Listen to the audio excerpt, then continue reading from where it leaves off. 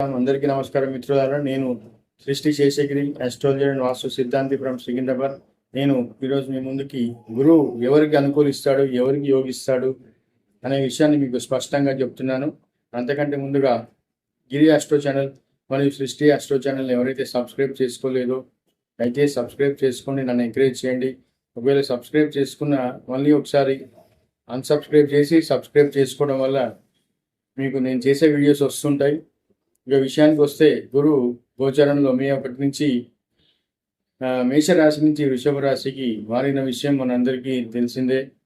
అయినప్పటికీ ఈ మార్పు అందరికీ యోగించకపోవచ్చు, అందరికీ ఈ యొక్క మార్పు ఒక ఫలితాలు రాకపోవచ్చు. ఎందుకంటే కొన్ని రాశుల వారికి ఈ గురువు యోగం, గురువు ఫలితం దక్కదు. అవి మకర రాశి, మకర లగ్నం, అలాగే తులారాశి, తులా లగ్నం వారికి కూడా ఈ గురువు ఎందుకంటే యోగించడు. గురువు ఈ రెండు రాశులకి పర్టికులర్గా ఎందుకు యోగించడంటే, మకర రాశి వారికి గురువుకి నీచత్వం అది, అలాగే వ్యయాధిపత్యం ఉంది, అలాగే తృతీయాధిపత్యం ఉంది. కావున ఈ మకర రాశి వారికి సహజంగానే యోగించడు.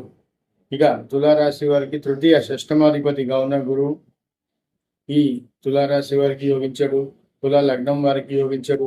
ఎవరి జాతకంలో అయితే గురువు షష్టాష్టక వ్యయాల్లో ఉన్నాడో వారికి యోగించడు, నీచంలో ఉన్నా యోగించడు, శనీశ్వరుడితోటో రాహుతోటో కలిసి ఉన్నా యోగించడు. ఇంకా ఇన్ని విధాల అవరోధాలు ఉన్నప్పుడు కేవలం గోచారం చూసుకొని గురువు మారితే మన జాతకాలు మారుతాయా, మన భవితలు మారుతాయా అంటే ముమ్మాటికి మారవని చెప్పాలి.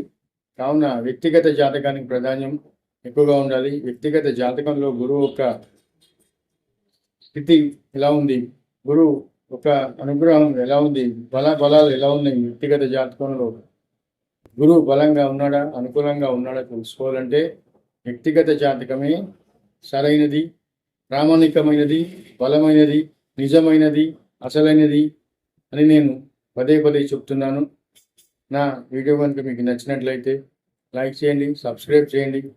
మీ యొక్క వ్యక్తిగత జాతకానికి నన్ను ఈ ఫోన్ నెంబర్లో సంప్రదించవచ్చు. థ్యాంక్ యూ ఫర్ వాచింగ్ మీ. నమస్తే.